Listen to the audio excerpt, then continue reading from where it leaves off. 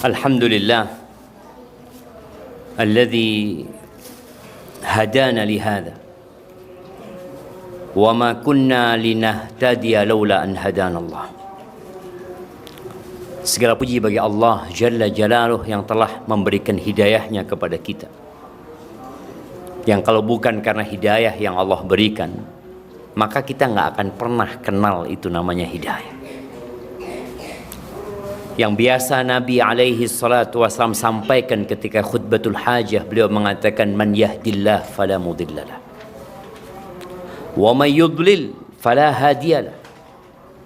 Barang siapa yang diberi petunjuk oleh Allah, karena manusia semua tersesat kecuali orang yang Allah kasih hidayah. Maka barang siapa yang diberi hidayah oleh Allah, tidak ada satupun yang dapat menyesatkan dia. Tapi sebaliknya, tatkala hidayah itu dicabut,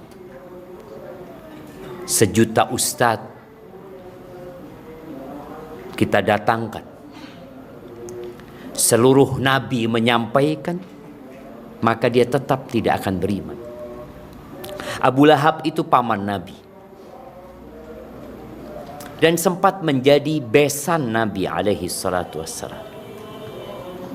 Abu Talib itu tahu dengan kebenaran Islam,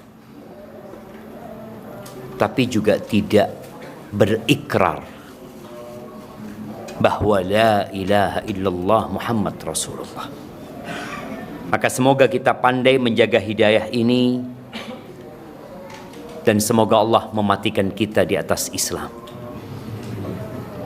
Allahumma salli wa sallim ala abdika wa rasulika sayyidina wa maulana Muhammadin wa ala alihi wa ashabihi ajma'in. Ya Allah, semoga salawat dan salam, berkah dan nikmat senantiasa Engkau curahkan untuk hamba kekasih-Mu, untuk baginda Nabi kita Muhammad alaihi salatu wassalam. Hari ini berapa kali antum salawat buat Nabi? Antum punya waktu khusus enggak buat salawat? Atau kalau sempat aja? Bagaimana Ubay bin Ka'ab ketika dia mengatakan kepada Nabi alaihi salatu wassalam untuk menjadikan semua waktu dia berdoa, dia punya momen dia memohon kepada Allah, isinya salawat buat Nabi alaihi salatu wassalam. Dan kita ini mengaku ahlus sunnah wal jamaah. Kita mengaku cinta kepada Rasul sallallahu alaihi wasallam, dan kita membuktikannya dengan mengamalkan itu sunnah. Tapi dalam bab salawat kadangkala kita kurang. Maka coba antum hitung, hari ini adakah antum duduk menyempatkan diri untuk mengatakan Allahumma salli ala Muhammad wa ala ali Muhammad kama sallaita ala Ibrahim wa ala ali Ibrahim innaka Hamidum Majid, wa barik ala Muhammad wa ala ali Muhammad kama barakta ala Ibrahim wa ala ali Ibrahim fil alamin innaka Hamidum Majid. Antum punya waktu enggak untuk itu? Perlu seorang muslim itu punya waktu bermuhasabah. Nanti mungkin sebelum antum tidur, antum coba memikirkan hari ini, apakah aku sudah benar-benar memanfaatkan waktu, atau ternyata ada waktu yang lewat yang kelak kita akan menyesal. Apa tema kita malam ini? Apa jemaah? Nah, yang belum jadi orang tua angkat tangan. Udah nikah tapi belum nikah, belum jadi suami aja belum mau jadi orang tua antum. Kalau belum nikah itu belum jadi suami, prosesnya baru nanti jadi suami, kecuali antum nikah sama janda punya anak, langsung antum ngurusin anaknya orang gitu kan. Iya, yang udah nikah bertahun-tahun belum punya anak ada. Insya Allah, semoga cepat punya anak. Yang belum nikah, semoga segera menikah. Paling enggak kajian ini sebagai muqaddimah persiapan antum untuk menjadi ayah. Karena kita berada di masa yang menakutkan. Rasul sallallahu alaihi wasallam berapa tahun yang lalu beliau meninggal dunia. Nah, ada hadiahnya enggak? Mana panitia nih hadiahnya? Ada insyaallah. Ada. Lagi dibeliin. Ya, bentar lagi dikirim hadiahnya. Berapa tahun yang lalu beliau meninggal sallallahu alaihi wasallam? Nah, ayo. Berapa? 15 tahun yang lalu. Enggak tahunnya. 1400 tahun yang lalu. Anak ingin yang detail dan benar. Nah, 1436. Sahih. Kapan meninggal Rasulullah SAW? 9 tahun setelah hijrah. 9 tahun setelah hijrah. Nah, ngitungnya gimana? Sekarang kan 14. 47. Kurang 9 ya, Ustaz. Kurangin 9. Nabi tahun 9 Hijriah masih perang ke Tabuk. Belum meninggal beliau. Tapi betul, 1436 itu betul. Makanya cuma anak kepingin tahu rumusnya antum itu dari mana gitu. Kasih hadiah beliau nanti ya. Yang tahu rumusnya. Mana? Kapan beliau meninggal sallallahu alaihi wasallam? Baru dikurangi ya. Beliau meninggal tanggal 12 Rabiul Awal tahun 11 Hijriah. Tahun 11 Hijriah. Di saat itu dalam hadis riwayatkan Ahmad dan Ibnu Hibban, Nabi alaihi salatu wasallam, ini hadis Muawiyah bin Abi Sufyan, Nabi alaihi salatu wasallam mengatakan lam yabqa minad dunya illa bala'un wa fitnah. 1436 tahun yang lalu beliau menyampaikan tidak tersisa dari dunia kecuali bala dan fitnah. Bagaimana dengan masa kita sekarang? Beliau berkata kepada para sahabatnya alaihi salatu wassalam, badiru bil amal. Kalian bersegeralah beramal. Sebagian kita ini ngaji udah lama, pengamalannya masih menunda-nunda.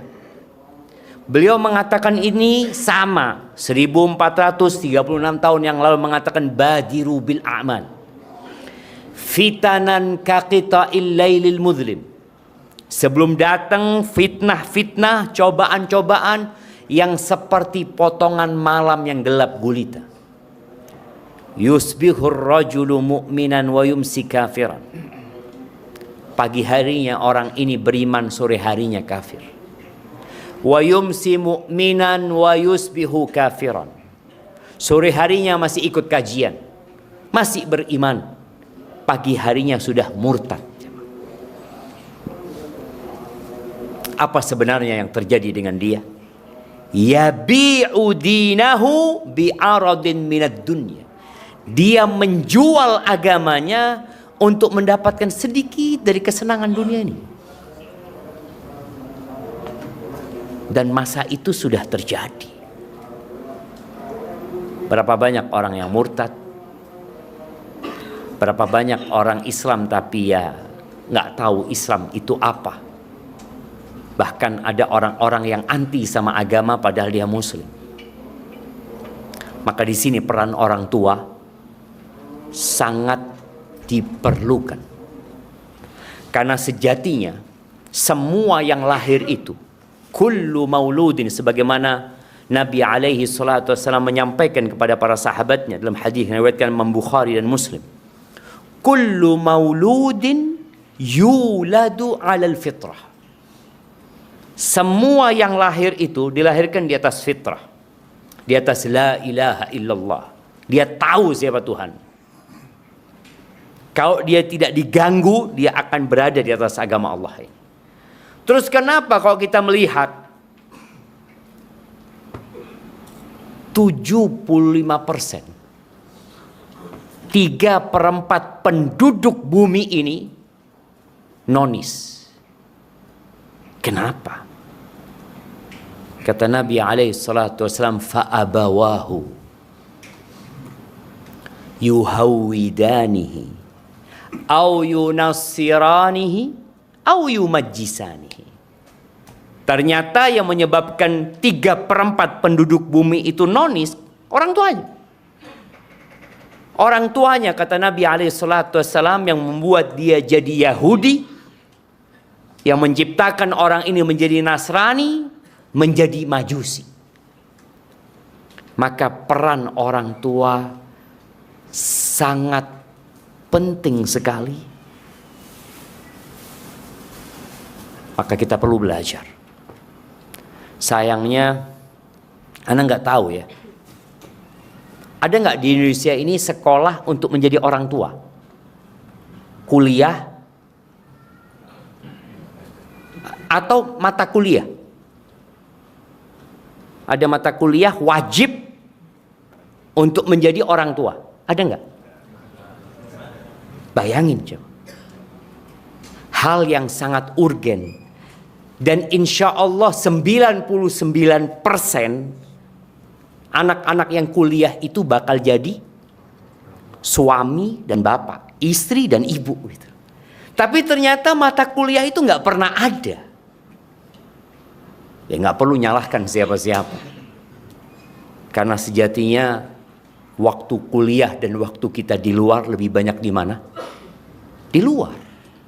Berapa jam sih kuliah? Berapa SKS? 160 ya, 1 tahun 150 lah. Apa sampai lulus itu? Kira-kira 140-an, 150 SKS, 4 tahun jemaah. Sedangkan kita hidup berapa tahun? Dan 4 tahun itu pun nggak full kita belajar. Maka tatkala kita tidak mendapatkan ilmu tentang menjadi suami, menjadi istri, menjadi orang tua di bangku perkuliahan, nggak perlu cari kambing hitam. Kitalah kambing hitam. Kita yang seharusnya mencari ilmu tersebut. Salah satunya kajian seperti ini. Allah Azza wa Jalla berfirman di surat At-Tahrim ayat 6. Apa kata Allah Azza wa Jalla? Ya ayyuhalladzina amanu. Berapa kali Allah manggil ya ayyuhalladzina amanu? Mana angkat tangan, yang jawab angkat tangan. Berapa kali? 73. Iya. Ini hampir betul. Hampir. Kalau angka itu nggak bisa kurang. Berapa? 74. Berapa? 83. Udah lupa. Anak pikir antum sudah ingat jamaah. Berapa kali jamaah? 73, 75, 76, 83. 89. Yang 89. Kasih hadiahnya. Nggak nyontek, enggak?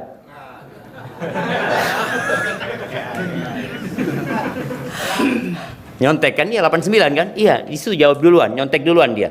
Lebih cepat nyonteknya. Iya, kasih hadiah. Kasih hadiahnya dia.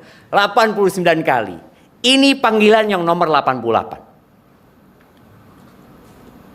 Ini panggilan nomor berapa? 88. Yang 89 siapa yang ingat? Nah. Ya ayyuhalladzina amanu tubu ilallah taubatan nasuha. Subhanallah, tutup dengan taubat. Panggilan itu, kasih hadiahnya nanti ya. Mana hadiahnya belum datang-datang antum? Masih mau dibeli. Antum nemu di mana ini? Bukan punya orang kan? Iya, antum bagi tadi yang pertama jawab beliau. Nah, ya kasih belakang antum. Kemudian yang belakang situ. Nah, yang 89 walaupun nyontek kita kasih hadiah jemaah. Kemudian yang sebelah sini. Yang mana Ustaz? Mana aja antum kasih sudah, Masya Allah. Jadi berapa kali panggilannya? 89. Antum kok bisa 73 tadi? Baru baca sampai 73. Iya. Yang 89 Allah mengatakan ya ayyuhalladzina amanu tubu ilallahi taubatan nasuha. Sama di surat yang sama. Di ayat ke-10 dari surat At-Tahrim. Oh, 10? 8 jam. 8. Kata Allah, wahai orang-orang yang beriman, bertobatlah kalian kepada Allah dengan taubatan nasuha. Bayangin dia. Panggilan pertama, kedua, ketiga, ke-70, ke-80, terakhir suruh tobat. Karena sejatinya kita semua pelaku dosa. Di ayat 6, di panggilan yang nomor 88 ini, Allah memanggil orang-orang beriman agar menyelamatkan dirinya. Qu anfusakum wa ahlikum nar. Selamatkan diri kalian dan keluarga kalian dari api neraka. Dan tatkala kita naik pesawat, yang belum naik pesawat semoga segera naik pesawat. Karena ini hanya ada di pesawat, nggak tahu di kapal laut ada apa nggak ya? Penjelasan tentang ini. Apabila terjadi kondisi darurat, kemudian masker oksigen itu turun, siapa yang pertama pakai? Orang tuanya dulu. Orang tuanya dulu. Jangan mikirkan anak. Karena kalau engkau mikirkan anak, boleh jadi engkau dan anakmu nggak selamat dua-duanya. Karena ketika masang dia, kehabisan oksigen, dia mati, anaknya mati juga. Maka dia harus selamatkan dirinya dulu. Pasang buat dia, kemudian dia memasangkan buat anaknya dalam kondisi sudah dapat bernafas dengan normal. Maka Allah katakan, selamatkan dirimu dan keluargamu dari api neraka. Faqidus syai' la yu'ti. Orang yang nggak punya itu, gimana dia mau ngasih? Kalau dia nggak selamat, mungkinkah dia menyelamatkan orang lain? Ya nggak mungkin. Dengan cara apa menyelamatkan diri kita dan keluarga kita dari api neraka? Kalau diri kita dengan belajar, kita harus tahu jalan-jalan ke neraka dan jalan-jalan ke surga.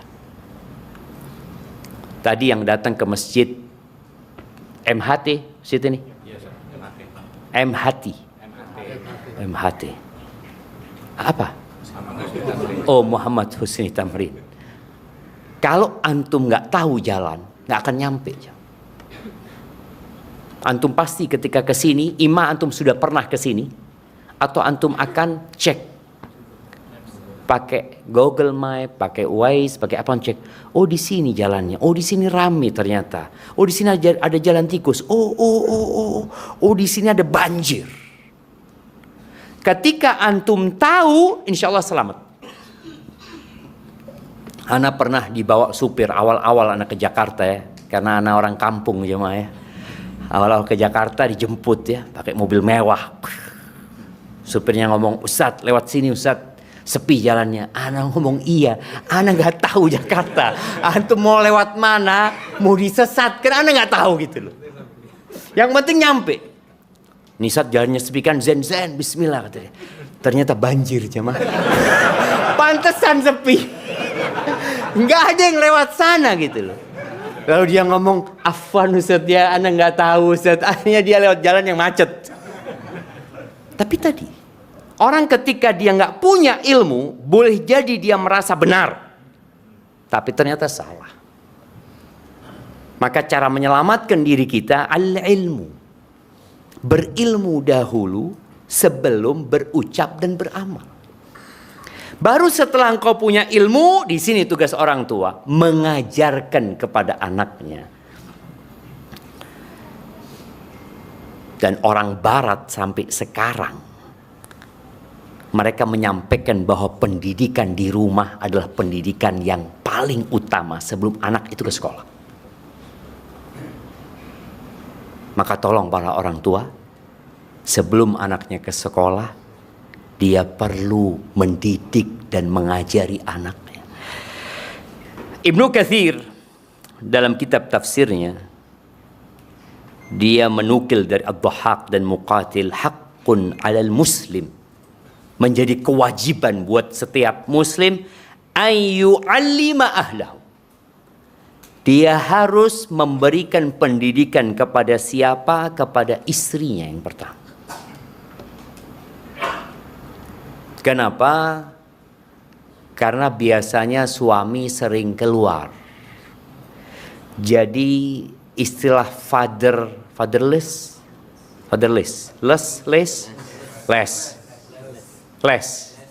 fatherless. Apa bahasa Indonesianya? Kehilangan sosok ayah. Dari dulu ayah itu kayak gitu. Bukan sekarang. Para sahabat Nabi radhiyallahu taala anhu perang 6 bulan. Mereka berangkat bersama Nabi alaihi salatu wasallam, berbulan-bulan meninggalkan kota Madinah. Sama siapa tuh istri sama anak-anaknya? Nggak ada bapaknya. Baru datang sampai Madinah, tugas lagi, berangkat lagi. Yang bermasalah ketika orang tuanya ada di rumah tapi hilang. Nah, itu bermasalah. Ada tamu, bapaknya ada. Kata anak, tunggu ya, anak lihat ya. Bapak hilang, gak ada. Lagi di pojokan tuh. Lagi main handphone. Nah, ini yang bermasalah. Tapi kalau bapak gak ada di rumah sejak dulu itu, siapa yang mendidik anak-anaknya para sahabat? Emaknya. Imam Syafi'i gak ada bapaknya.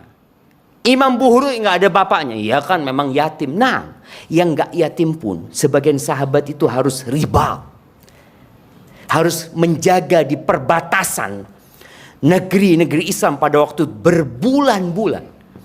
Kita bisa lihat saat ini di negeri kita umpamanya, seorang prajurit ketika dikirim ke Papua umpamanya, berapa lama dia menjaga di perbatasan situ?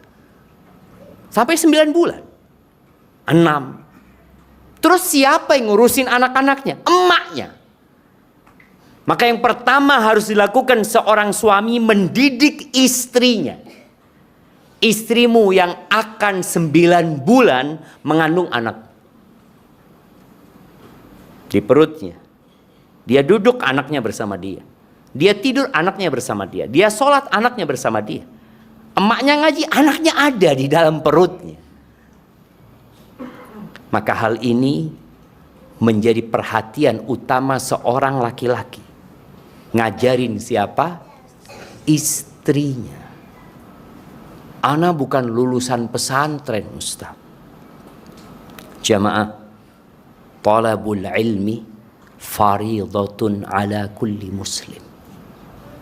Kata Nabi alaihi salatu wasallam, menuntut ilmu itu kewajiban buat setiap muslim.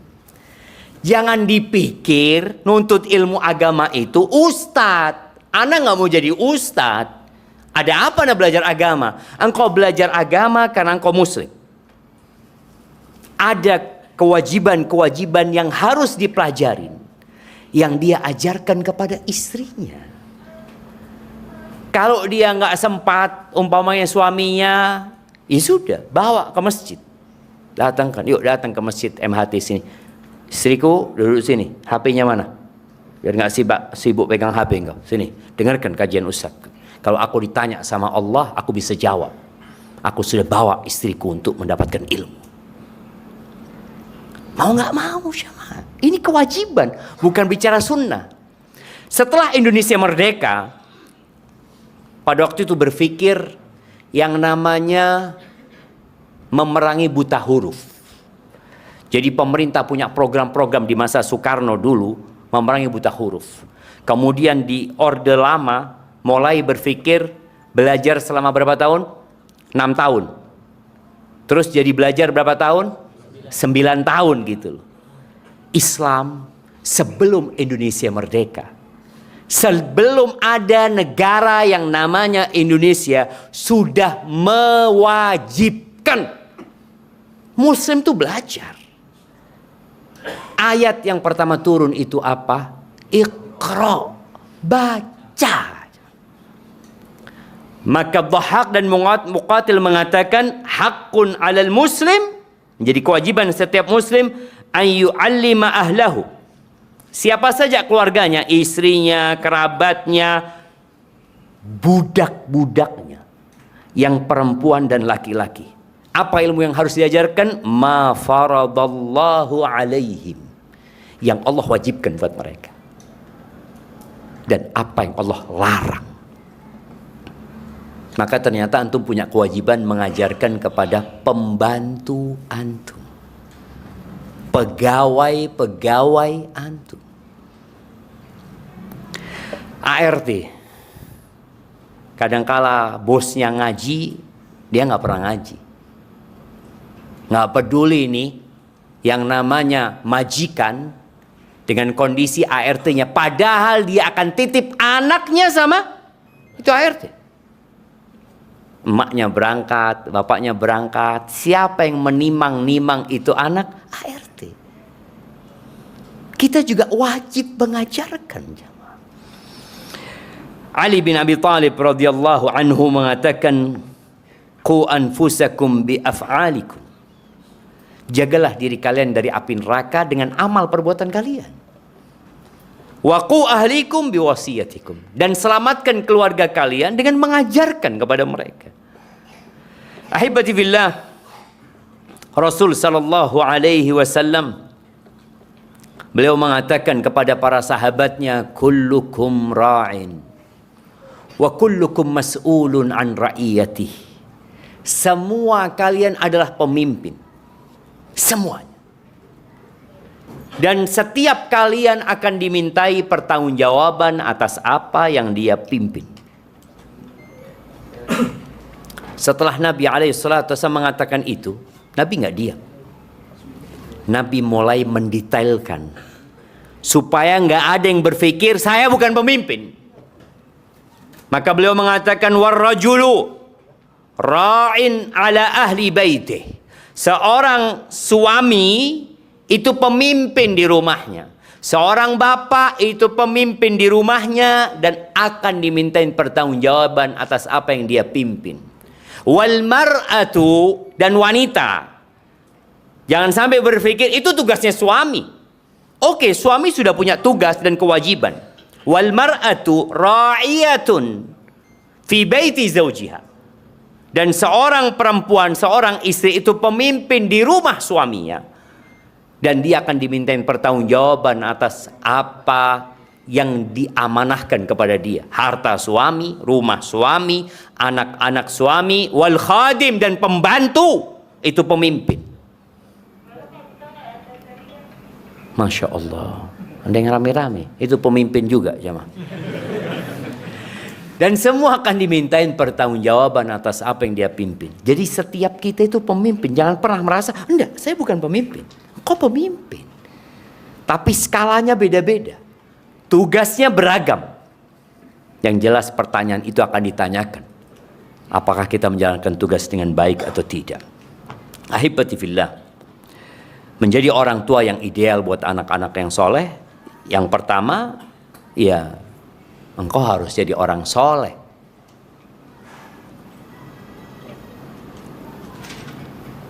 Sa'id ibn al-Musayyib ibn Hazn, seorang tabi'in. Dia ini punya mbah namanya Hazn. Mbahnya itu sahabat Nabi. Ketika mbahnya datang, mbah itu apa bahasa Betawinya? Engkong. Engkong. Apa? Engkong. Engkong. Iya, engkong kan? Salah betul. Iyalah kakek lah, Anda takut salah diketawain itu namanya. Kakeknya, mbah itu bukan bahasa Indonesia. Kayaknya sudah masuk KBBI ya. Coba lihat antum cek nanti. Eyang ya. Nah, ada Mbah Priyo. Antum tahu mbah itu kan, seperti itu. Padahal di Betawi itu kan, ternyata pakai mbah gitu kan. Datang si kakeknya Said. Namanya Hazn. Hazn itu artinya keras kepala aja. sulit, sukar dan keras kepala. Ketika datang Nabi alaihi salatu wasallam bertanya, "Mas muka, siapa namamu?" kata dia. Hazan. Kata Nabi alaihi salatu wasallam, "Anta sahal." Engkau sahal, mudah. Apa kata mbahnya? "Enggak, aku hazan." Aku susah, kata dia. Aku enggak mungkin merubah nama pemberian orang tuaku. Dia terserah engkau, kata Nabi SAW. Kata cucunya, gara-gara kakeknya enggak mau dirubah namanya, fama zalatil huzunatu fina ba'd. Itu keras kepala, sulit diajak ya negosiasi atau itu dirubah kita sampai ke cucunya. Maka Said ketika dia punya anak, apa kata dia? Dia mengatakan kepada putranya, la azidanna fi salati. Aku akan menambah salatku agar Allah menjaga engkau untukku. Jadi orang tua yang ideal adalah orang tua yang memperbaiki dirinya dengan beramal soleh. Karena anak-anak itu kadangkala salah mendengar tapi tidak pernah salah melihat. Salah mendengar tapi tidak salah melihat. Dia lihat bapaknya main HP terus ya. Enak kayaknya main HP. Terus dia ngomong, "Nak, taruh HP-nya." Sambil pegang HP bapaknya, "Taruh HP-nya." "Iya, Pak." "Loh, taruh HP-nya." "Iya." "Loh, kok masih pegang?" "Loh, anak pikir suruh pegang HP, Bapak pegang HP." Itu yang terjadi. Maka Said mengatakan, aku akan menambah ibadahku. Yang mana kalau bicara menambah ibadah, gak mungkin menambah yang wajib. Zuhur 4 rakaat jadi 8 rakaat, gak mungkin lah. Yang dia akan tambah yang sunnah. Dan di mana sholat sunnah biasanya dikerjakan? Di rumah. Apa kata Nabi alaihi salatu wassalam? Khairu sholatir rajuli fi baitihi. Sebaik-baiknya sholat orang laki itu di mana? Di rumah. Sebaik-baiknya sholat orang laki itu di mana? Nah, lihat, antum bingung. Di mana? Di rumah. Kecuali sholat wajib. Itu hadisnya seperti itu. Khairu sholatir rajuli fi baiti illa al-maktubah. Sebaik-baiknya sholat seorang laki-laki itu di rumahnya, kecuali sholat fardu. Maka di sini ketika bapak ini pulang dari masjid, hamparkan sejadah, dia sholat, anaknya lihat. Dia tanya sama emaknya, "Bapak kan udah sholat, sholat apa lagi Bapak?" Mulai dia melihat pemandangan yang indah di rumahnya. Karena seorang istri itu kadangkala libur sholat. Walaupun Anda melihat ada bapak-bapak yang libur sholat. Anda nggak tahu ya, ada apa ya? Ada apa kira-kira kok ada bapak-bapak yang libur sholat jemaah? Cuti, ada bapak. Ya Allah, mudah-mudahan kita dikasih hidayah jemaah. Dan semoga saudara-saudara kita yang masih belum sholat dikasih hidayah agar sholat. Sahih. Kita kalau melihat orang nggak sholat itu doakan. Jangan diejek, jangan diremehkan. Boleh jadi nanti dia sholat, kita berhenti sholat. Na'udzubillah min dzalik. Maka tadi ketika seorang ayah ini setiap pulang ke rumahnya, dia sholat, dia ngaji, sang anak akan tumbuh besar melihat bapaknya beribadah. Kalau antum pegang HP, biar anaknya lihat. Kalau memang antum sedang melihat sesuatu yang penting, ajak anaknya, "Bapak nonton apa sih?" Lihat nih, Bapak nonton ciptaannya Allah. Ajak ngelihat binatang-binatang, anaknya lihat nih nak, Masya Allah nak. Jadi anak itu akan dekat sama orang tuanya. Emak-emak biasanya, ya nggak semuanya sih ya. Kalau lagi ada tamu apa, nah, pegang-pegang, sana. Supaya nggak ngaguin, padahal seharusnya ditemenin tuh anak. Maka tambah ibadahnya. Di surat Al-Kahfi ayat 82, ketika Khadir membunuh remaja itu, remaja itu dibunuh, dan Nabi Musa mengingkari pembunuhan itu. Lalu Khadir cerita, kejadian-kejadian yang menurutmu itu mungkar, ada sebabnya.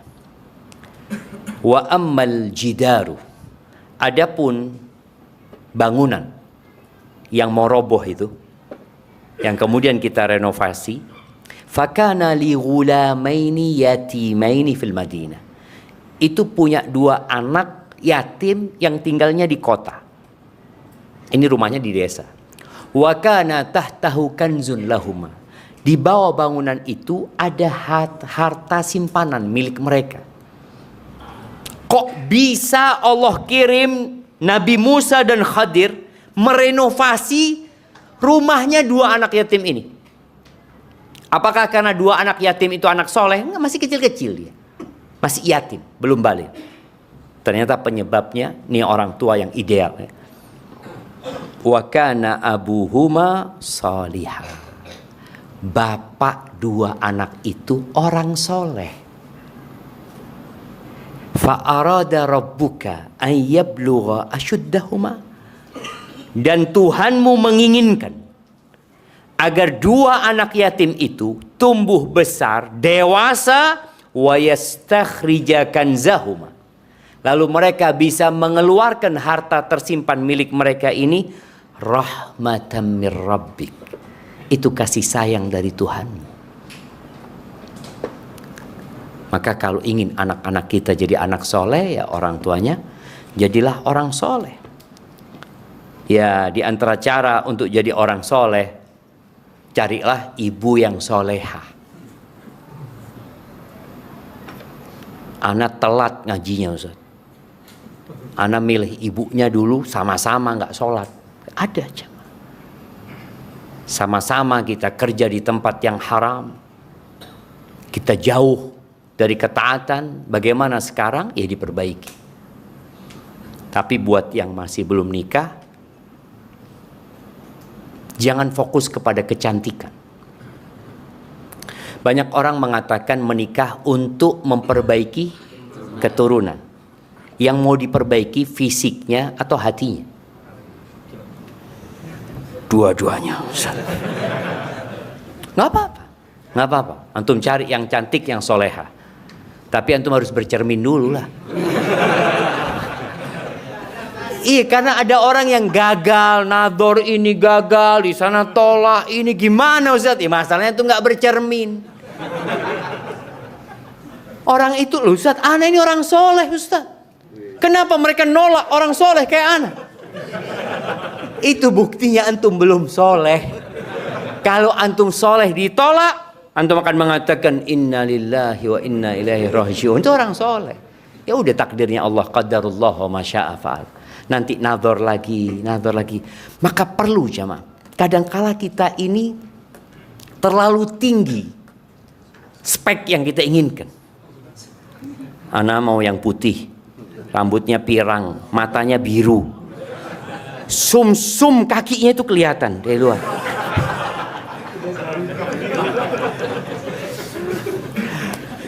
Di mana antum dapat kayak gitu?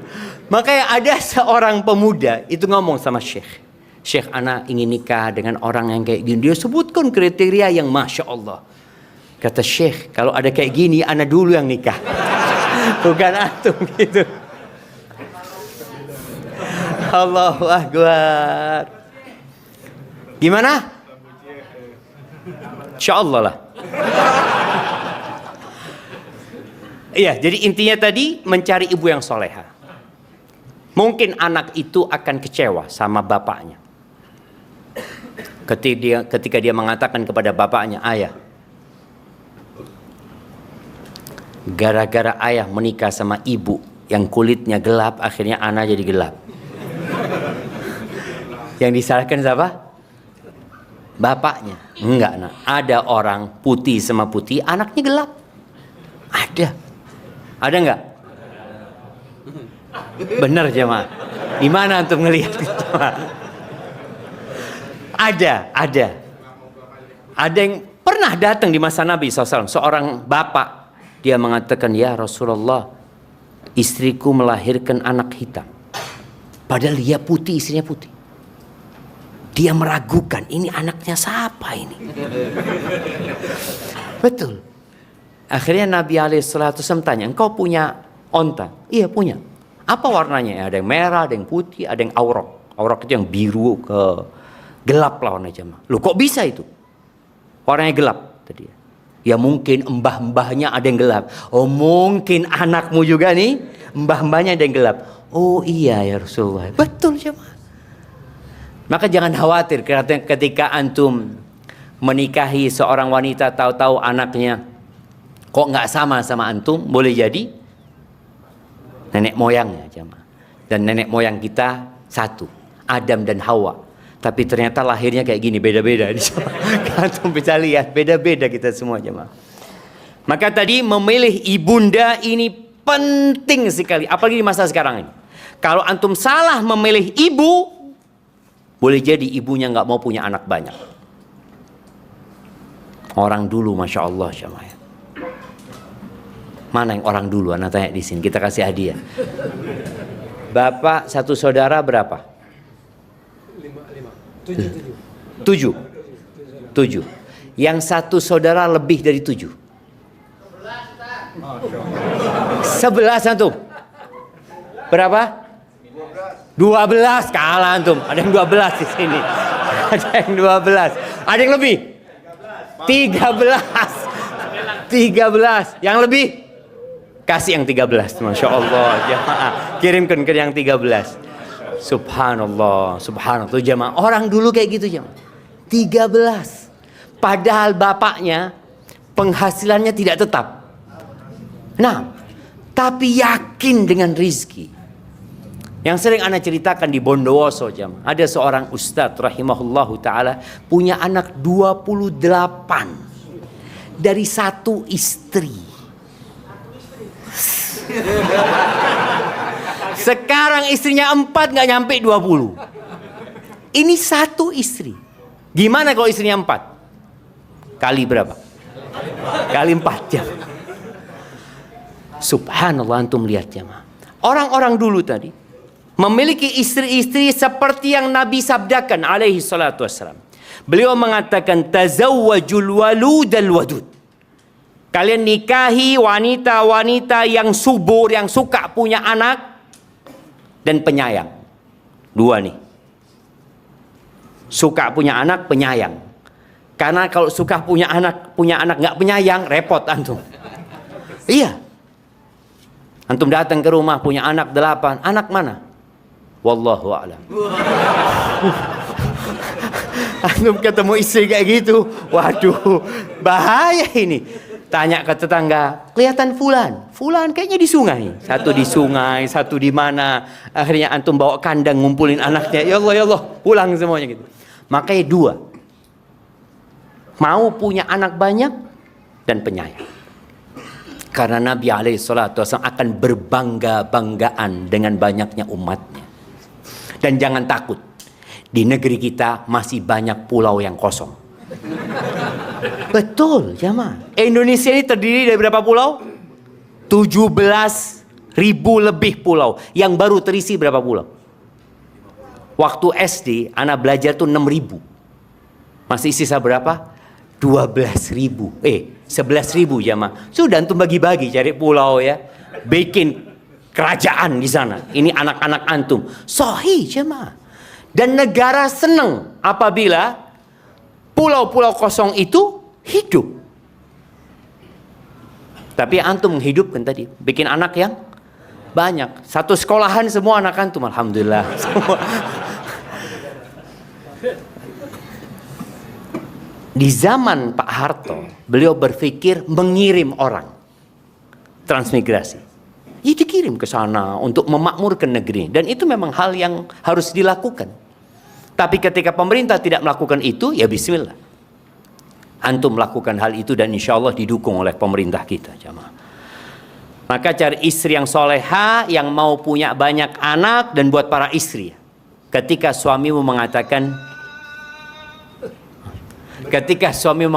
Dek, nambah yuk. Apa? Nambah. Enak banget. Aku yang capek, aku yang hamil, Aku yang lelah, engkau nambah sendiri. Ya, jazakillah khairan.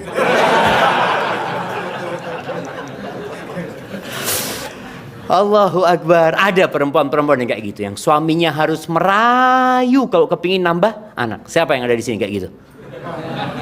Insya Allah nggak ada di sini ya. Alhamdulillah, alhamdulillah jemaah. Udah ada. Baik, kita dengarkan azan dulu jemaah. Bismillah.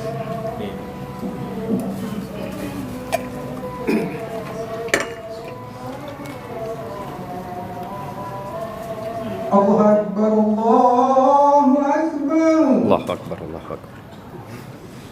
Allahu Akbar, Allahu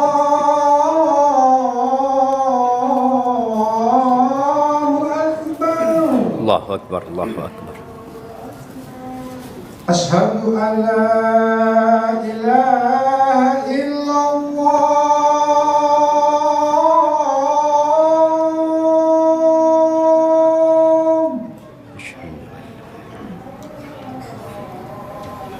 Asyhadu an la ilaha illallah.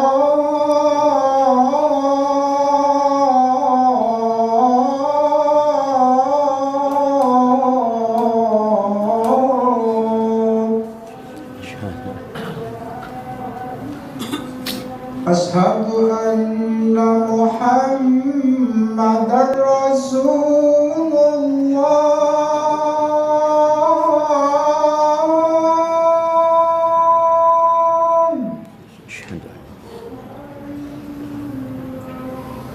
Asyhadu anna Muhammadar Rasulullah.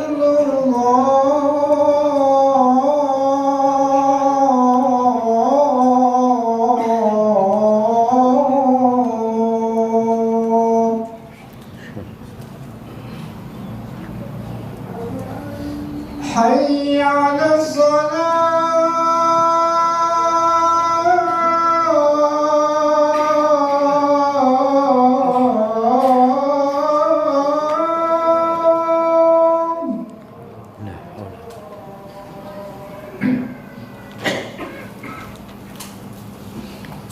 Hayya 'alas salah.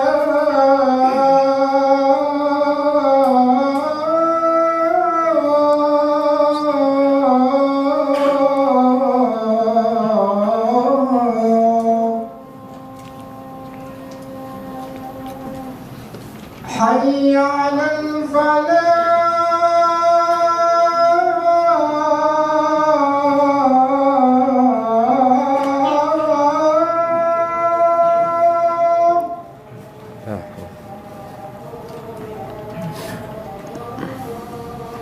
Hayya 'alal falah.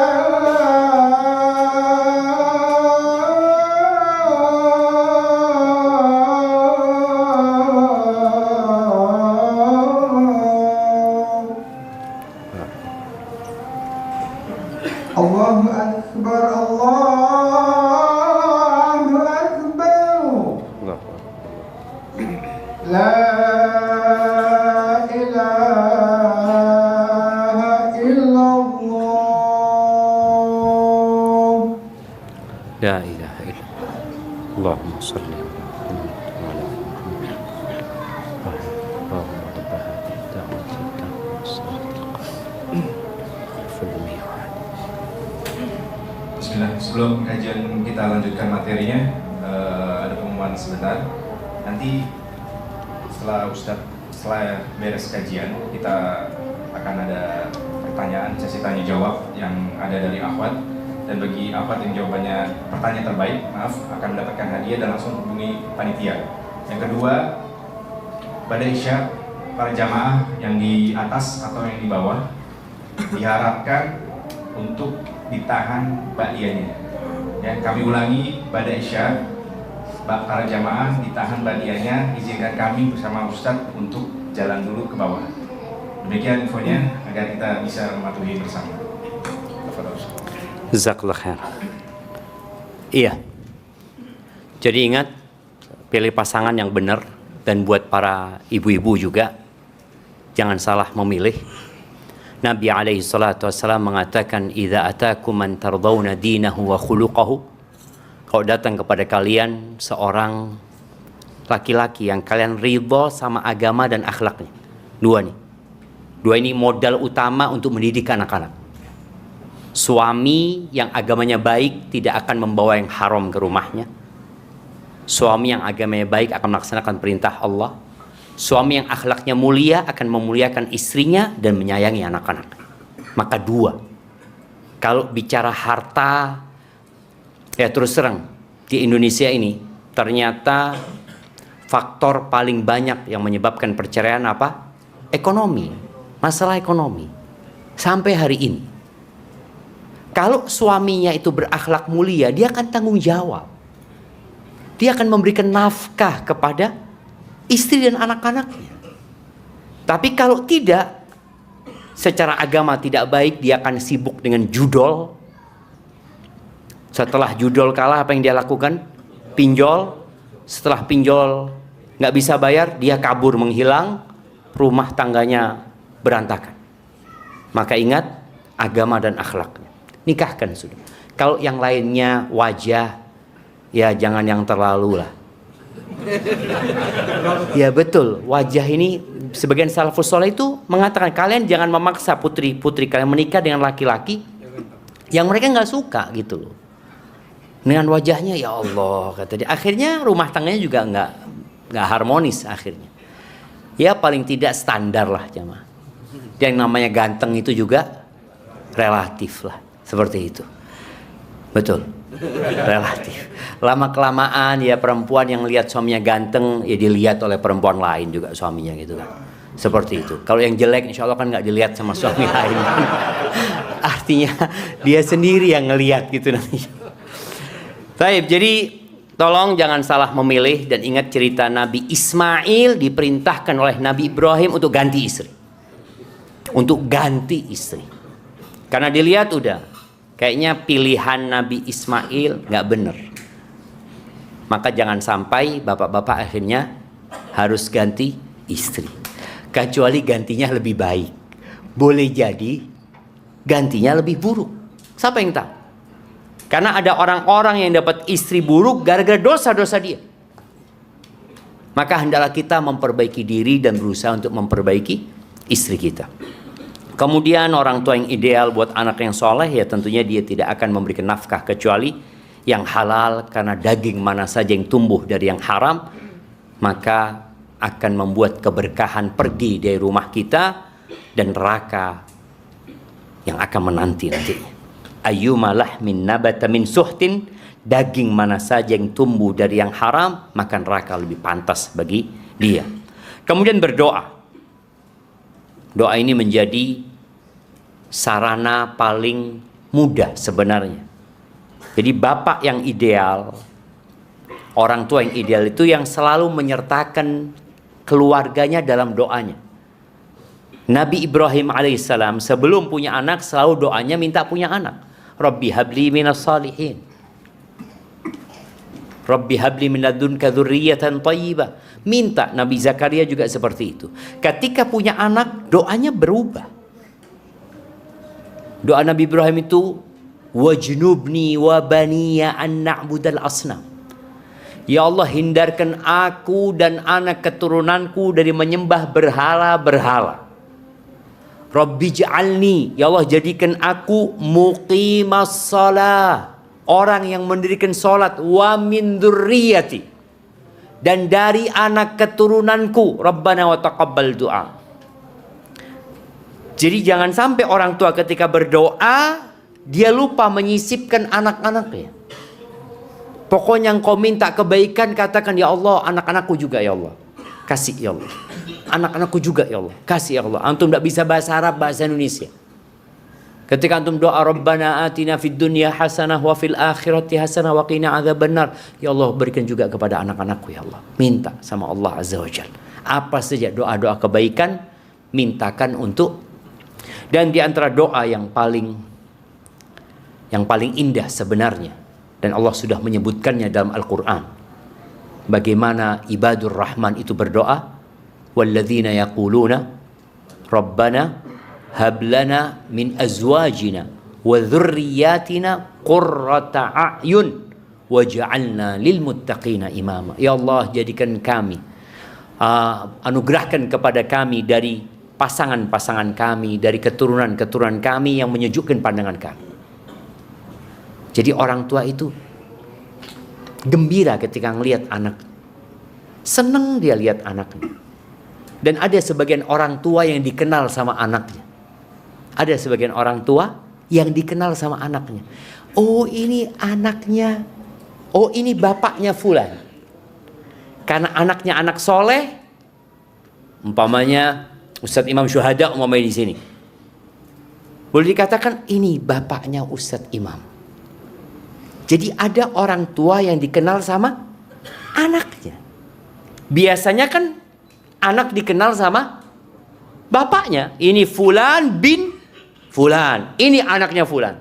Tapi ada orang-orang yang dikatakan ini bapaknya fulan. Itu mungkin diantara makna qurrata a'yun. Tuh anak jadi penyejuk pandangan orang tuanya. Senang orang tuanya kalau dipanggil ke sekolahan. Fadol, bapaknya fulan, iya, silakan ke sekolahan. Anaknya melanggar terus.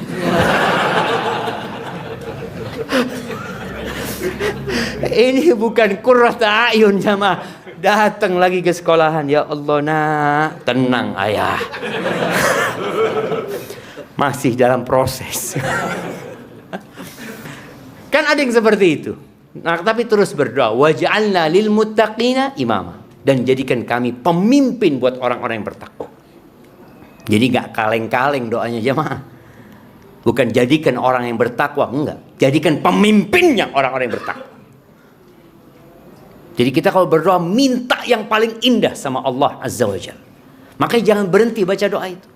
Ketika antum diuji dengan anak-anak mungkin yang kurang soleh ya. Subhanallah ya. Terus ya anak ketemu dengan seorang ibu yang sudah tua dia. Dia punya anak satu, ya kurang, salah satunya itu kurang soleh lah. Terus ibunya berdoa. Akhirnya anak itu jadi anak yang soleh. Karena kalau sudah besar, sulit dikasih tahu. Antum mau ngasih nasihat, dia udah gede. Tapi tetap kita kasih nasihat. Gitu. Doanya yang banyak minta sama Allah Azza wa Jalla. Kemudian, mendidik anak dengan cinta dan kasih sayang. Jangan dengan emosi. Bapak kalau mau marah sama anaknya, ya jangan di depan anak-anaknya yang lain. Gak perlu teriak-teriak. Ibu juga ya. Emak-emak itu memang dapat ujian, dia capek ngurusin anak ini. Dia yang mengandung, dia yang melahirkan, dia yang menyusui. Tahu-tahu anak ini kurang menghargai emaknya. Maka terkadang terbawa perasaannya, nih emak ngomong, nak kalau bisa aku masukkan lagi kau nak, aku masukkan kau nak. Berarti kan sang anak jadi nggak suka sama ibunya. Berarti aku ini nggak diharapkan sama ibu. Maka tolong berbanggalah dengan anak. Sampai kena ibu ini bangga punya anak kau nak. Ketika harus ngasih tahu anaknya, jangan panggil anak itu, ini yang bandel, sini. Akhirnya dia bandel beneran. Dan anak ingat, ya ketika anak-anak, ya orang kampung itu tahu sama anak. Ketika anak punya anak ini jamaah, naik ya ke jendela, wah, anak ngomong fulan, ini sih. Kata anak punya bibi Syafiq, sini. Kau lebih parah daripada dia, kata dia. Oh, iya. Nah, artinya kan kita nggak tahu kalau ternyata kita dulu ya parah juga gitu jamaah. Tapi di sini orang tua mendidik dengan cinta dan kasih sayang. Anak tahu, anak sering dihukum sama abah anak dulu. Tapi abah anak kalau menghukum anak itu dikunci pintu kamar, dipanggil di kamar, dikunci, baru dikasih hukuman. Dulu orang tua kita kalau menghukum kita, ya semua orang tua punya cara masing-masing dan punya alat masing-masing yang digunakan untuk memukul.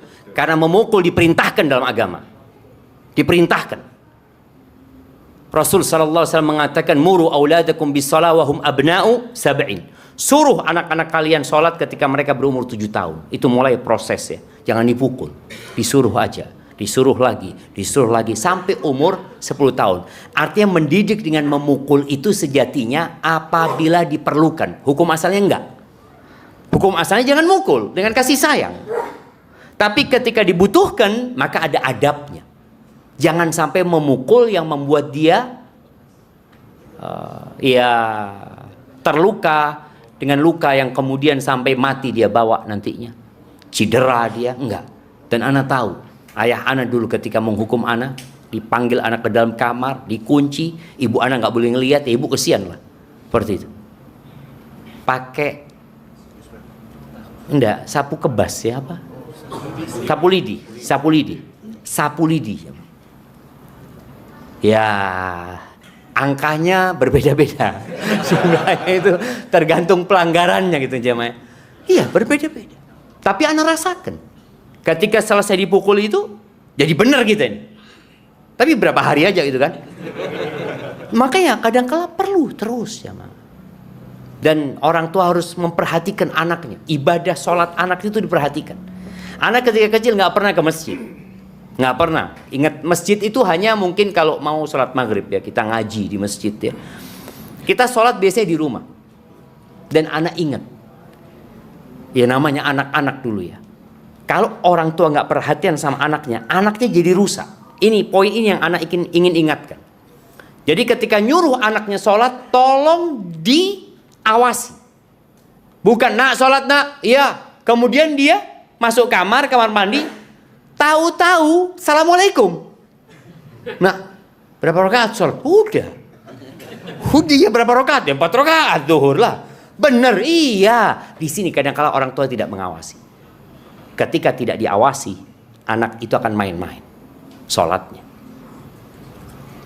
Dan karena kita pengalaman dulu main-main, sampai ibu anak itu melihat anak dari lubang kunci ya. Jadi lubang kunci zaman dulu itu bisa untuk lihat. Kalau sekarang kan nggak bisa kan? Maka harus dirubah, diganti tuh kuncinya. Karena dulu besar-besar kelihatan ya. Kita sholat itu, sarung itu kita giniin aja di atas sejadah, main sudah kita. Syafiq, ternyata diawasin ya. Sekali diawasi, kita jadi takut sudah. Karena kita pikir diawasi terus, padahal enggak sudah gitu jemaah. Maka di sini orang tua, tolong diawasi anak. Ketika nyuruh anak itu sholat, ibu lagi masak, berhenti masak. Karena ada orang yang nyuruh terus ditinggal, anaknya datang sudah basah. Sudah sholat, sudahlah kata dia. Kan sholat. Kok cepet? Iya baca qul huwallahu ahad. Gitu. Maka tolong orang tua yang ideal itu meninggalkan semua pekerjaan demi sholat anaknya. Nggak apa-apa, engkau tinggalkan duduk anaknya. Yona, ibu tungguin di sini. Itu mulai umur berapa? 7 tahun tuh ya. Ketika sudah mulai disuruh, engkau mulai mengawasin dia. Insya Allah kalau dia diawasi, lama kelamaan sholatnya benar. Tapi kalau sejak awal cuma disuruh, maka engkau akan tahu anak itu ternyata sholatnya nggak benar setelah 2-3 tahun. Harapannya dengan kau memberikan pengawasan, nggak ada memukul itu. Yang umur 10 tahun itu kan karena terpaksa memukul itu. Ya, kemudian memang kadangkala orang yang penyayang itu harus keras, tegas. Sampai dikatakan waqasa liyazdajir. Dan terkadang seorang berbuat keras agar anak-anak itu berhenti berbuat kesalahan. Wa man yakurahiman au haziman falyaksu ahyanan ala man yarhamu. Barang siapa yang pengasih, sekali-kali dia harus bertindak tegas kepada orang yang dia kasih. Jadi beberapa kejadian di negeri kita ya yang kita sayangkan. Ini kalau bicara orang tua ideal ya. Ketika anak itu melanggar di sekolah, kadangkala orang tua mau bela anaknya. Engkau nggak jadi ideal pada waktu itu. Seharusnya engkau tambahkan hukuman buat anak ketika dia melanggar. Wallah jamaah, jadi guru itu berat. Anak terus terang kalau disuruh ngajar anak-anak SD, kayaknya anak-anak SD itu tiap hari berkurang 1 jemaah. Karena ustadznya nggak sabaran. Anak ngajar anak-anak kuliah. Jadi anak-anak kuliah kan udah gede-gede lah. Tapi kalau ngajar anak SD, SMP, SMA, apalagi ngajar TK, Allahu Akbar, itu membutuhkan kesabaran. Maka tolong para orang tua tadi, ketika gurunya menghukum anaknya, seharusnya kau katakan jazakallah khair. Jazakallah khair. Makasih banyak kau didik anakku dengan benar. Berarti guru ini perhatian sama anak kita. Di antara semuanya anaknya yang dia pukul. Demi menyelamatkan yang lainnya dan demi memperbaiki anaknya. Dan orang tua dulu. Nah ini kenapa Anda bicarakan tadi. Di negeri kita, anak-anak kuliah, S1, S2, S3, profesor, nggak ada MK parenting. Nggak ada. Jadi tumbuhlah orang tua yang tidak mengerti bagaimana menjadi orang tua. Anaknya laporan, dia ikut marah. Seharusnya dia dudukkan anaknya. Kalau dulu zaman kita, yang namanya bullying itu jamaah, dari dulu. Betul Bapak-Bapak? Jangan dipikir sekarang ini bullying itu ada, karena ada media akhirnya jadi viral. Dan generasinya, generasi strawberry. Kalau zaman dulu generasinya, generasi apa gitu jamaah? Generasi ban. Lemparkan ke sana, lemparkan ke sini, tetap dia tegar. Dan biasanya guru dulu, kita punya guru SD itu, guru agama ya. Kalau ngasih hukuman itu, ini ditarik ya mah. Iya, ditarik sampai jinjit-jinjit kita, Allahu Akbar. Dan tidak berani laporan sama orang tua. Kalau ibu guru, lebih baik lah. Kita dijiwit sini ya mah. Sampai biru ya mah. Sampai warna biru di sini. Jadi kalau mandi di rumah kelihatan, oh bu, kau melanggar ya, seperti itu. Ada bekasnya. Kalau yang Pak Guru nggak ada bekasnya, kalau Bu Guru ada bekasnya. Dan itu orang tua nggak ada tanya sama Bu Gurunya. Bahkan kalau bisa dia datang, kalau menghukum lagi 2 kali hukumannya. Itu orang tua yang ideal. Wallah jamaah kita ini sudah capek bekerja, ingin anak-anak kita soleh soleha. Kecuali antum tidak ingin anak-anak itu soleh soleha. Ada seorang ayah yang dia menyekolahkan putrinya di tahfidz. Di Arab sana kan pondok itu jarang. Pondok itu jarang. Yang ada full day atau sekolah sampai jam 4 sore harinya masuk madrasah lagi di masjid-masjid biasanya. Ini anak perempuannya selalu dimasukkan habis pulang dari sekolah masuk ke madrasah. Di Indonesia dulu ada sistem seperti itu. Masih ada sampai sekarang ya? Nggak ada. Madrasah lagi gitu. Jadi sekolah. Dulu ada kan? Dulu ada sekolah umum. Terus nanti sorenya madrasah gitu. Jadi bukan full day. Jadi memang pelajarannya 2. Umum sama agama. Nih anak perempuannya sore hari pokoknya ikut tahfidz. Akhirnya dia ngomong sama ayah. Ini masih kecil nih anak ini. SD dia ngomong, ayah, teman-temanku nggak ada yang ikut tahfidz, cuma aku ini bener anaknya ayah apa bukan? Kok dia merasa dizolimi sama ayahnya? Ayahnya benci banget sama dia mungkin ya. Kok disekolahkan gitu loh, nggak mau di rumah main gitu kan?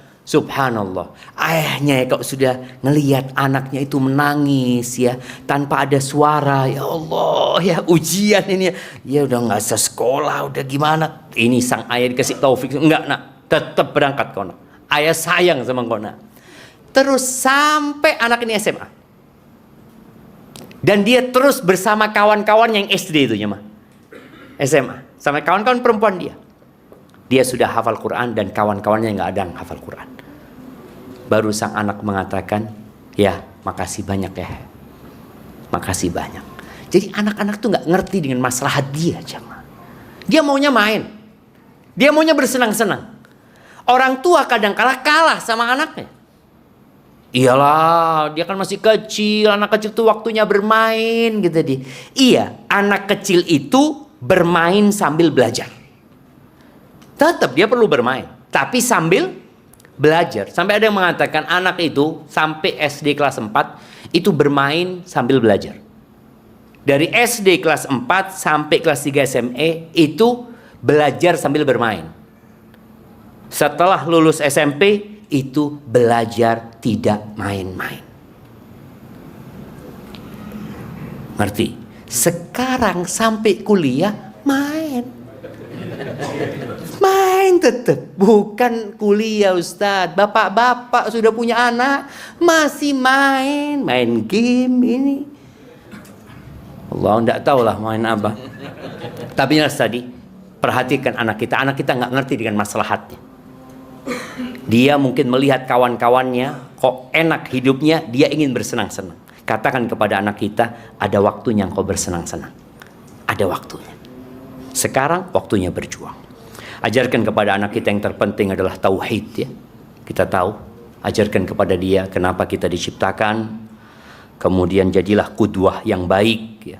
Ketika anak itu sudah tumbuh besar dewasa, apalagi di masa sekarang ini, nikahkan anaknya. Yang laki dan yang perempuan. Ada sebuah athar ya. Tadi Ana baru baca athar ini dari Umar bin Khattab radhiyallahu anhu. Umar mengatakan, zawiju auladakum idza balagu wa la tahmilu athamahum. Nikahkan putra-putra kalian, anak-anak kalian ketika mereka baligh, supaya kalian tidak menanggung dosa-dosa mereka. Sekarang orang tua maksa anaknya untuk kuliah. Kuliah nak, nanti nikah kalau sudah punya pekerjaan tetap, bukan sudah bekerja, pekerjaan tetap lagi. Emangnya nikah itu harus punya pekerjaan tetap? Tidak. Tapi harus tetap bekerja. Kalau orang tuanya mampu, nikahkan. Kau punya uang buat apa? Selama ini orang tua katanya buat anak, buat anak, buat anak. Ini anaknya sudah sampai umurnya, dia mau nikah, duitmu mau dikemanakan? Nikahkan dia. Wah, kalau dinikahkan nanti kuliah nggak selesai. Emangnya wajib kuliah? Enggak. Tapi menjaga diri dari dosa itu wajib. Apa gunanya dia kuliah kalau di tempat itu dia berbuat dosa? Maka tolong orang tua, kalau sudah anaknya baligh dan kau mampu, nikahkan. Tapi dipersiapkan anaknya. Karena generasi strawberry ini bermasalah kalau tidak dipersiapkan. Dia pikir nikah itu bersenang-senang. Allahu Akbar ya. Dapat 2 hari, kok nggak disapa sama istri anak? Biasa, perempuan itu seperti itu. Dia harus tahu dengan karakter perempuan. Dan dia harus bersabar. Kalau dia nggak bersabar, ya udah puasa aja. Karena engkau kalau belum punya kesiapan mental menghadapi ngambeknya istri, menghadapi ruwetnya rumah tangga, engkau jangan nikah dulu. Engkau puasa. Tapi kalau engkau sudah siap, ayah nikahkan. Dan Ibnu Abbas radhiyallahu taala anhu mengatakan, man razaqahullahu waladan, barang siapa yang kasih anak sama Allah, falyuhsin ismahu.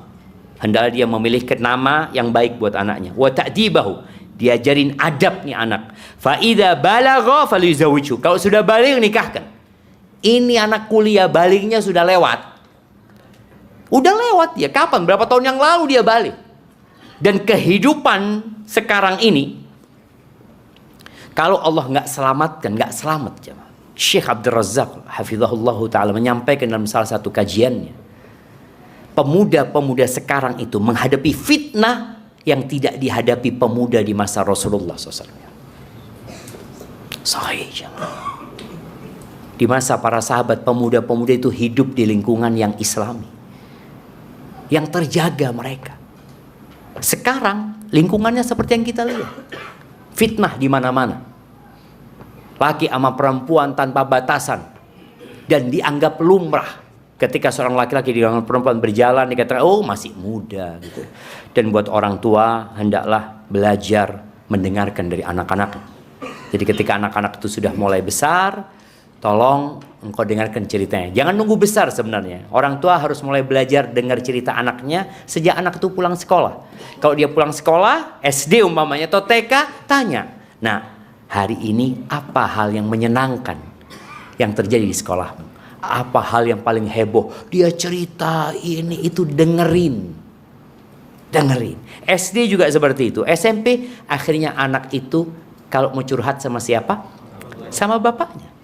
Karena bapaknya mau dengerin. Dan terus terang anak itu senang kalau anak-anak telepon. Kadang-kala anak-anak telepon tuh bermenit-menit, setengah jam kadang-kala dia telepon, dia mau cerita, ya dengerin aja. Dan kita pancing dia dengan pertanyaan-pertanyaan yang membuat dia kemudian bercerita, baik yang indah atau yang buruk yang dialami selama di sekolah. Barakallahu fiik, itu yang dapat Anda sampaikan. Kurang lebihnya mohon maaf. Pertanyaan. Ana izin minum dulu jemaah. Bismillah.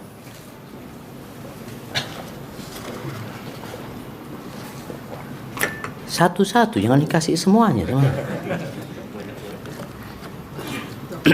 Assalamualaikum Ustaz. Waalaikumsalam. Semoga Allah memberikan kesehatan selalu kepada Ustaz dan tim dan semua jemaah yang di sini. Saya ingin meminta nasihatnya Ustaz, gimana meluaskan rasa sabar dalam mendidik anak perempuan. Bahkan yang bisa dibilang dia adalah teman bertengkar saya. Lalu kiat-kiat agar menjaga lisan ini untuk tidak berbicara kasar, tidak baik kepada anak. Barakallahu fikum Ustaz. Syukran. Iya. Perempuan itu bersama anak perempuannya seharusnya dekat. Hanya saja kadangkala sang ibu ini sering sibuk dengan kegiatannya. Seorang ibu itu tolong bermain sama anaknya. Jadi anaknya sejak kecil itu tolong didampingi ketika bermain. Karena ada ibu itu, seperti yang tadi saya sampaikan, anak itu dibiar main sendiri. Main boneka sendiri umpamanya, anak perempuan itu jual-jualan sendiri, ya, gambar sendiri, jangan. Disinilah engkau sudah telat menjalin kedekatan sama dia. Seharusnya main sama dia, duduk sama dia. Dia jual-jualan, engkau jadi pembelinya. Dia masak-masakan, engkau jadi pembelinya. Seneng anak itu. Anak sering dimasakin sama anak-anak. Baba, mau apa? Kata dia. Mau pizza? Ya, dia masakin pizza sudah. Anak itu seneng, dihargai apa yang dia lakukan. Ketika sang orang tua tidak menghargai anaknya, nih anak jadi teman berantem orang tua. Maka tolong pandai-pandailah ibu ini mengatakan barakallahu fiik, jazakillah khairan kepada anaknya, walaupun kecil yang dia lakukan.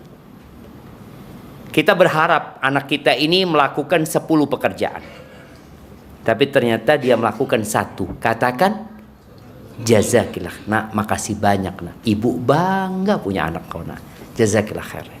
Jadi anak itu tumbuh di dirinya kalau ibunya ini menghargai. Tapi kadangkala nih anak memang ya tadi mungkin dia nggak pandai bersih-bersih ini itu, akhirnya emaknya kalau marah teriak-teriak sampai tetangga dengar. Jangan. Jadi tadi yang Anda sampaikan, kalau mau ngasih tahu anaknya, tolong tutup pintu kamarnya dan jangan banyak mengeluh. Jangan mengatakan ibu ini nak yang mengandungmu mah, ibu ini yang ini itu nih anak. Iya. Iya. Anda nggak berharap dilahirkan dari ibu? Gimana? Karena ibunya ngeluh. Kadangkala ibu ini dia pikir yang capek itu dia, anaknya juga capek dapat ibu kayak gini. Loh, ini yang kadangkala kita memandang hanya dari satu sisi gitu loh. Sehingga sang ibu tadi yang Anda sampaikan ingin kalau bisa nggak punya anak dia, sang anak juga ingin nggak punya ibu kayak gitu. Maka jangan sampai itu terjadi. Jangan sampai ibu mengeluhkan, tapi bagaimana dia berharap kepada anaknya. Dia sampaikan, nak, Masya Allah, ketika engkau lahir ada banyak harapan ibu, dan ibu sudah mulai melihat bagaimana engkau tumbuh akan menjadi kebanggaan ibu. Jazakillah khair. Kalau ada tadi kesalahan, dia punya 10 kesalahan, satu-satu diperbaiki buat anaknya. Dan tolong tadi jangan memanggil anak dari jauh dengan suara yang keras. Nabi alaihi salatu wasallam mengajarkan jamaah ketika beliau nyuruh Anas bin Malik untuk melakukan sebuah tugas. Kemudian Anas ini telat jamaah. Apakah Nabi teriak, Anas? Enggak. Nabi datang, didatangi nih Anas. Lalu ketika sudah dekat mengatakan, Anas, udah kau kerjakan. Oh iya, lupa ya Rasulullah. Baru dia pergi. Tapi kita, Fulan, kok bisa pakai mic? Fulan. Itulah yang menyebabkan akhirnya anak itu jadi teman berantem. Maka jangan ada lagi teriak-teriak. Kalau mau manggil anaknya, datengin. Sehingga anak itu juga nggak akan teriak-teriak nantinya. Barakallahu fikum. Dan bicara sabar ya doa. Minta supaya diluaskan hatinya sama Allah Azza wa Jalla. Bagaimana cara menghadapi suami yang tidak bertanggung jawab? Nafkah lahir dan batin. Dan tidak ada peran sebagai bapak untuk anak-anaknya. La suami wala bapak. Ini yang kadang-kadang kita tanyakan, dapat dari mana nanti laki-laki kayak gitu? Iya, kecuali nikahnya dipaksa. Tapi kalau itu pilihan, boleh jadi memang anti salah memilih. Apa yang perlu dilakukan ketika salah memilih? Ya diperbaiki. Berdoa. Tetap memuliakan suami. Jadi kalau kita bicara ingin mempertahankan rumah tangga, ya sudah diperbaiki. Tapi kalau engkau mau berpisah, boleh dalam agama. Dengan kondisi suami seperti ini. Tapi Ana rasa itu bukan solusi. Muliakan suamimu. Hargai suamimu. Bikin anak-anak itu cinta sama bapaknya. Karena ada ibu yang senantiasa menggambarkan bapaknya itu buruk di depan anak-anaknya.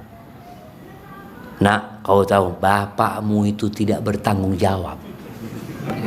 Ibu nggak pernah dikasih nafkah sama bapakmu. Dan kau lihat sendiri kan, bapakmu nggak pernah ngurusin engkau, kata dia. Na'udzubillah, kata sang anak. Iya, ibu kok mau nikah sama bapak? Anaknya nggak punya salah, gitu loh. Jangan ditambahin masalah. Tapi bagaimana sang anak dididik sama ibunya? Nah, ketika bapakmu datang, kau sambut bapakmu. Datang, ayah, gimana kabarnya ayah? Pijetin ayahmu. Lama-kelamaan, nih ayah insya Allah akan lembut hatinya. Tapi kalau sang ibu sudah membangun dinding antara anak-anaknya sama bapaknya, maka sang bapak akan berubah sulit. Engkau ingin suamimu berubah, engkau ingin bapak anak-anakmu berubah, maka tolong perubahan itu kadangkala perlu perjuangan dan pengorbanan. Sambil terus didoakan. Barakallahu fikum. Wah, ini mak-mak semua. Mohon nasihatnya Ustaz. Suami ana alhamdulillah suami yang rajin ngaji. Tetapi di rumah juga rajin megang HP. Kurangnya waktu untuk anak-anak dan istri. Padahal anak udah banyak. Seharusnya waktu apa ini? Juga lebih gitu. Seharusnya waktu juga. Ya ini kadangkala ada orang tua yang tidak merasa anak-anak itu adalah tanggung jawabnya, bukan amanah. Antum bakal ditanya. Makanya tadi yang sampaikan hadis Nabi SAW, kullukum ra'in. Kalian semua pemimpin. Dan akan dimintain pertanggungjawaban atas apa yang dia pimpin. Maka ini sama ketika dapat orang tua yang sibuk dengan HP-nya, seorang istri jangan menegur suaminya di depan anak-anaknya juga. Jangan mengatakan HP dari tadi pegang HP, jangan. Tapi duduk di samping suaminya sambil ngaji. Nah, yuk kita ngaji yuk samping bapak yuk. Iya, sekalian diruqyah nih bapak. Jangan jemaah. Kan banyak orang tua itu kalau ngelihat suaminya apa perlu diruqyah seperti itu. Ya enggak, kalian duduk di sebelah bapaknya, pijetin yuk. Tuh bapaknya lagi pegang HP, mungkin ada kerjaan kantor yang harus dia kerjain. Yuk kita pijetin kakinya. Semoga ayah mudah-mudahan ayah kerjaannya lancar ini itu ya. Bagaimana menjalin hubungan baik jemaah? Karena asalnya manusia itu dari tanah. Dan tanah itu mudah untuk dibentuk. Hukum asalnya seperti itu. Makanya Allah Azza wa Jalla mengatakan idfa billati hiya ahsan. Menghadapi orang yang berbuat salah sama kita, berbuat jahat sama kita, Allah mengatakan balaslah dengan yang lebih baik. Fa idzal ladzi bainaka wa bainahu adawatun ka'annahu waliyyun hamim. Permusuhan yang terjadi gara-gara engkau berbuat baik itu bisa berubah menjadi persahabatan yang hangat. Maka tolong lakukan hal-hal yang membuat ya ketegangan itu jadi hilang. Soalnya kalau sudah cerita kayak gini biasanya, aduh gimana sih menghadapi suami kayak gitu. Tadi suruh dekati anak-anaknya. Ketika bapaknya sibuk pegang HP, ayah kita boleh main di sini ayah.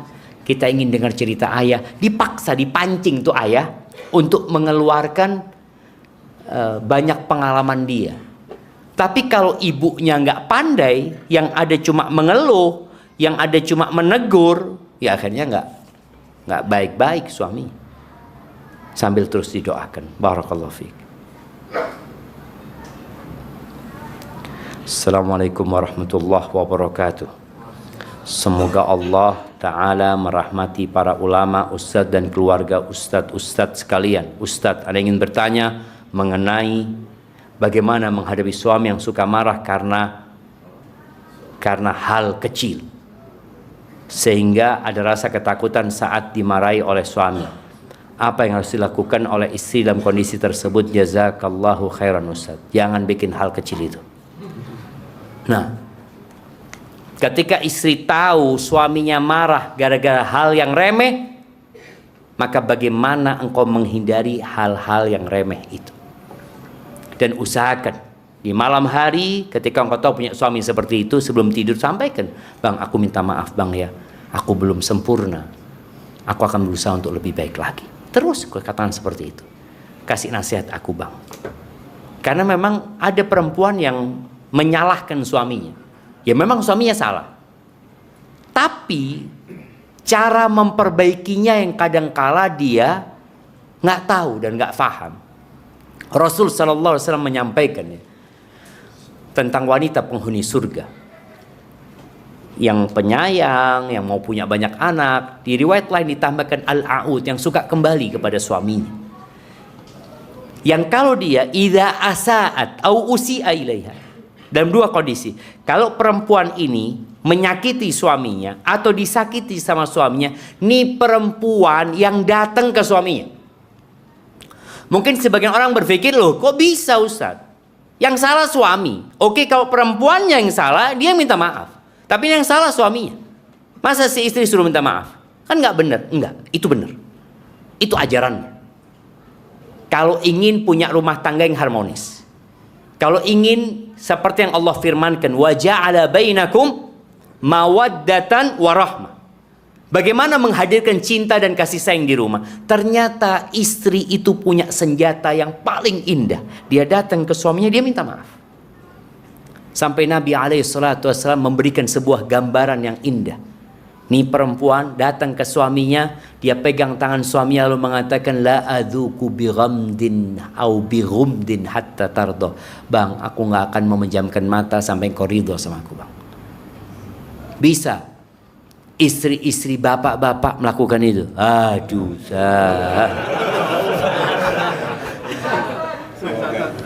bisa lah jamaah, bisa insya Allah. Istri yang soleh. Maka tadi seorang istri yang tahu suaminya marah gara-gara hal yang remeh, engkau sudah harus tahu ketika ada hal remeh suami marah, datang, bang aku minta maaf, aku salah, aku akan perbaiki. Dan jangan kemudian menganggap hal itu remeh, karena jadi bom waktu nih. Aduh Ustaz, cuma masalah remeh Ustaz, na'udzubillah, nih orang ngaji di mana dia.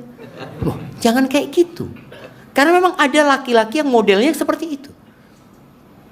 Dan ada asap, ada api. Maka tolong jangan sampai ada asap. Apa yang dilakukan? Apinya dimatikan. Jangan masak. Hah? Jangan masak ya? Jangan masak.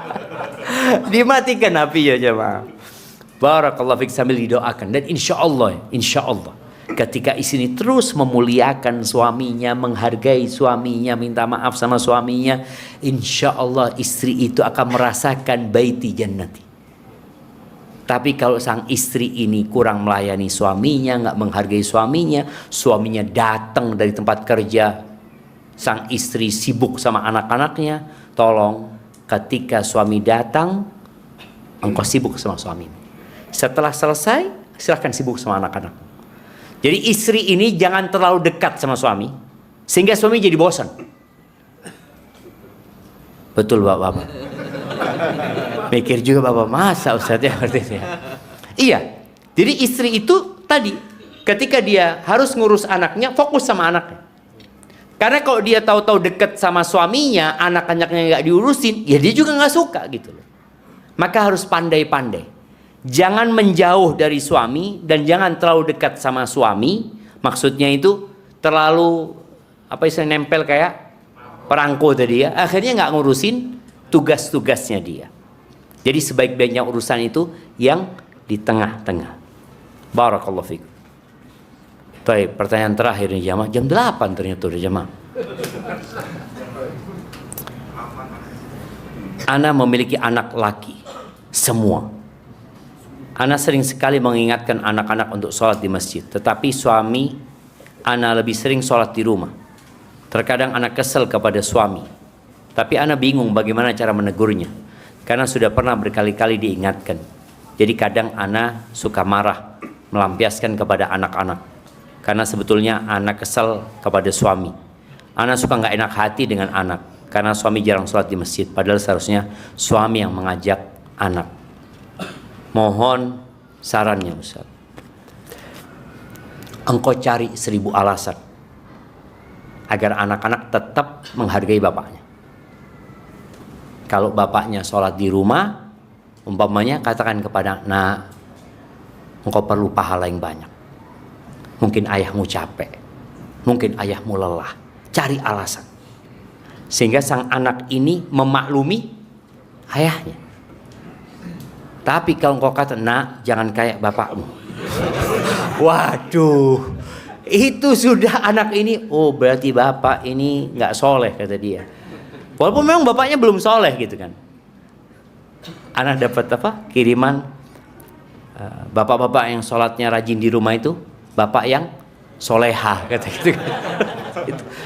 Nggak, alhamdulillah engkau punya suami yang sholat, alhamdulillah, bersyukur. Cuma mungkin dia tadi belum ke masjid.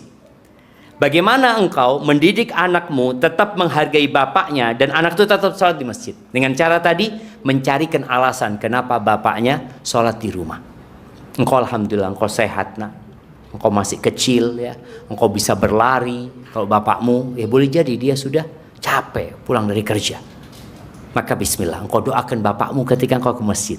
Dan setiap engkau mau ke masjid, engkau datang izin sama bapak. Ya aku ke masjid ya. Seperti itu. Pulang dari masjid, datang ke ayahmu ya. Alhamdulillah udah pulang dari masjid ya. Tadi ada ini cerita. Anakmu suruh cerita sama ayahnya. Sehingga lama-kelamaan yang ngajak itu bukan ibunya lagi, tapi anaknya. Ya ayolah ke masjid ya. Aku kepingin digandeng sama ayah ke masjid. Cuma seperti itu. Tapi kalau sang ibu mengatakan kepada suaminya, sini kau, duduk sini gitu. Suaminya digini, jangan gitu loh. Ketika di atas tempat tidur ya, lagi tidur lagi ngobrol enak, bang anak-anak alhamdulillah bang, udah pada sholat ke masjid hari ini, doakan bang ya mudah-mudahan anak-anak istiqomah. Nggak usah ngomong, engkau kapan ke masjid bang? Enggak. Jadi kadang-kadang sindiran istri itu menyayat hati, gitu kan? Maka nggak usah disindir, tapi diminta untuk mendoakan anak-anaknya. Terus seperti itu. Insya Allah lama kelamaan semoga sang bapak jadi ke masjid, soleh, gitu kan? Insya Allah jamaah. Alhamdulillah. Jadi banyak bersyukur ya, banyak bersyukur dapat suami yang masih sholat. Karena ada suaminya yang belum sholat, ada yang sholatnya bolong-bolong. Tapi semua itu insya Allah dengan memohon kepada Allah dan berjuang, Allah kasih kemudahan. Itu yang dapat Anda sampaikan jemaah, kurang lebihnya mohon maaf. Adapun pertanyaan yang paling indah, yang paling indah yang mana jemaah? Yang paling berkesan? Ya yang kayaknya yang terakhir ini nggak apa-apa lah. Soalnya anak capek kalau suruh milih lagi jemaah. Barakallahu fikum. Taib, itu yang bisa Anda sampaikan yang benar dari Allah Azza wa Jalla, yang salah dari diri anak pribadi. Allah dan Rasul terbebaskan dari kesalahan itu. Subhanakallahumma bihamdika asyhadu an la ilaha illa anta astaghfiruka wa atubu ilaik. Assalamualaikum warahmatullahi wabarakatuh. Subscribe dan aktifkan loncengnya biar nggak ketinggalan video berikutnya.